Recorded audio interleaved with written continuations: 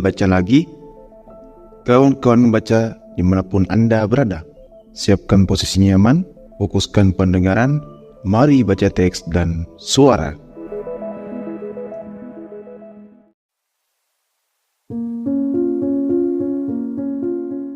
Berdasarkan buku Genealogi Moral, esai kedua bagian 16-20 tema, bersalah, hati nurani buruk, dan asal-usul manusia yang menunduk.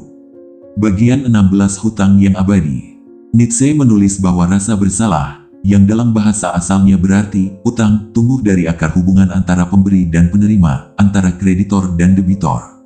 Namun di sini, manusia mulai menyadari utang yang lebih besar, utang kepada para leluhur, kepada nenek moyangnya, kepada para dewa yang mereka ciptakan dari ketakutan dan rasa hormat.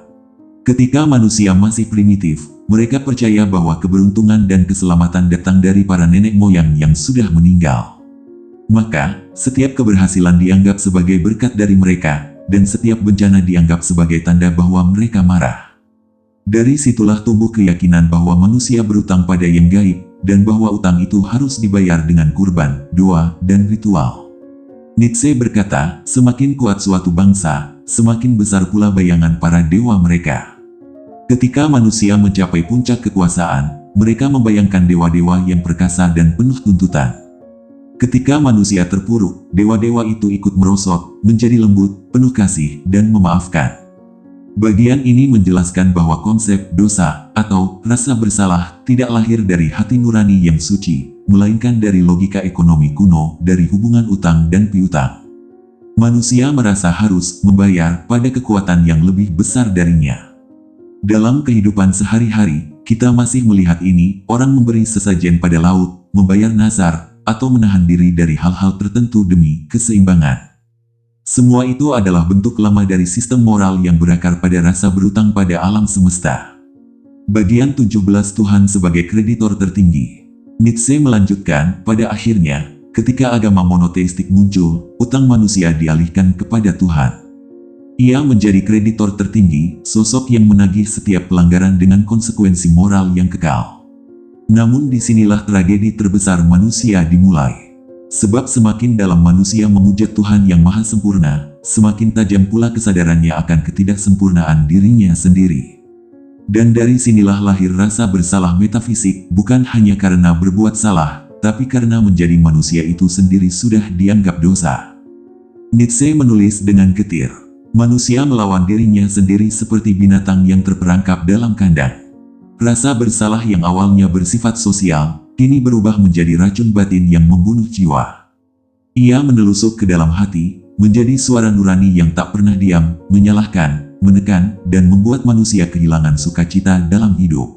Bayangkan seorang anak kecil yang dulu dihukum setiap kali melakukan kesalahan, sampai akhirnya ia tumbuh dengan rasa takut pada dirinya sendiri. Begitulah manusia modern menurut Nietzsche, makhluk yang menghukum dirinya karena ingin menyenangkan, sosok sempurna yang tak pernah benar-benar ada. Dan disinilah awal dari penderitaan batin yang panjang, yang oleh Nietzsche disebut sebagai penyakit moralitas. Bagian 18 pengampunan yang membebani. Dalam perkembangan sejarah, gereja mencoba menawarkan jalan keluar dari rasa bersalah ini. Pengampunan. Namun bagi Nietzsche, pengampunan versi agama hanyalah bentuk baru dari penundaan utang. Manusia memang dimaafkan, tetapi tetap merasa berutang selamanya kepada Tuhan. Konsep penebusan dosa melalui penderitaan Kristus justru memperdalam ilusi ini. Tuhan sendiri yang membayar utang manusia, tapi dengan harga yang tak mungkin dibalas. Maka, manusia semakin tenggelam dalam rasa rendah diri dan penyesalan. Nietzsche menyebut ini sebagai puncak paradoks moralitas Kristen. Tuhan menjadi korban dari sistem moral yang diciptakan manusia sendiri. Dan manusia, alih-alih bebas, justru semakin terikat oleh rasa syukur yang penuh beban. Di sini, Nietzsche ingin menunjukkan bagaimana moral agama menciptakan lingkaran tak berujung. Manusia bersalah, Tuhan mengampuni, manusia berterima kasih lalu kembali merasa tak pantas. Dalam kehidupan modern, bentuknya bisa kita temukan pada mereka yang terus-menerus merasa kurang baik, kurang layak, atau kurang suci, meski telah berbuat banyak. Rasa bersalah menjadi candu yang menenangkan sekaligus menyiksa. Bagian 19 Pembalikan nilai dan penderitaan. Ketika rasa bersalah menjadi pusat moralitas, penderitaan pun berubah makna. Dulu, penderitaan adalah tanda kekalahan. Tapi kini, dalam moralitas Kristen, penderitaan justru dijadikan bukti kemuliaan. Orang yang menderita dianggap suci. Orang yang lemah dianggap diberkati. Dan orang yang menolak dunia dianggap lebih tinggi dari mereka yang menikmatinya. Nietzsche menyebutnya sebagai pembalikan nilai-nilai kehidupan. Semua yang kuat, sehat, dan penuh gairah dijadikan jahat.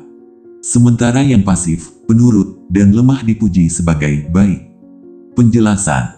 Dalam dunia sehari-hari, kita masih bisa merasakannya. Seseorang yang bekerja keras untuk bahagia sering dicurigai terlalu duniawi, sementara yang hidup sederhana dalam penderitaan disebut lebih bermoral. Nietzsche menantang pandangan ini karena baginya, penderitaan bukan tujuan moral, melainkan bagian alami dari kehidupan yang mesti diolah menjadi kekuatan, bukan dijadikan lambang kesucian. Bagian 20 Jalan Menuju Pembebasan.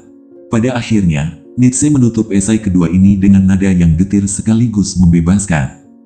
Ia tidak menawarkan obat moral atau jalan keselamatan. Yang ia tawarkan hanyalah kejujuran radikal untuk melihat bagaimana moralitas kita dibangun dari sejarah panjang rasa bersalah dan hutang spiritual. Manusia harus belajar berdamai dengan dirinya sendiri, bukan dengan cara memohon ampun, tetapi dengan menjadi pencipta nilai-nilai baru. Nilai-nilai yang lahir bukan dari rasa takut, tapi dari keberanian untuk mengatakan ya pada kehidupan. Nietzsche menulis, manusia yang paling mulia adalah dia yang berani menjadi kreditor bagi dirinya sendiri. Artinya, manusia yang bebas bukanlah yang diampuni, melainkan yang mampu memaafkan dirinya sendiri tanpa perlu alasan metafisik. Kita tidak lagi hidup untuk membayar utang pada Tuhan, tetapi untuk menciptakan arti baru bagi keberadaan kita di dunia ini. Dalam kehidupan modern, pembebasan ini tampak sederhana. Berhenti menyalahkan diri atas masa lalu, berhenti hidup demi pengakuan moral orang lain, dan mulai hidup dengan penuh kesadaran bahwa setiap detik adalah ciptaan kita sendiri. Penutup reflektif. Esai kedua dalam Genealogi Moral adalah cermin yang suram tapi jujur. Ia menunjukkan bahwa di balik setiap kebaikan yang kita yakini, ada sejarah panjang penaklukan, hutang, dan rasa bersalah yang diwariskan. Namun Nietzsche tidak berhenti di sana.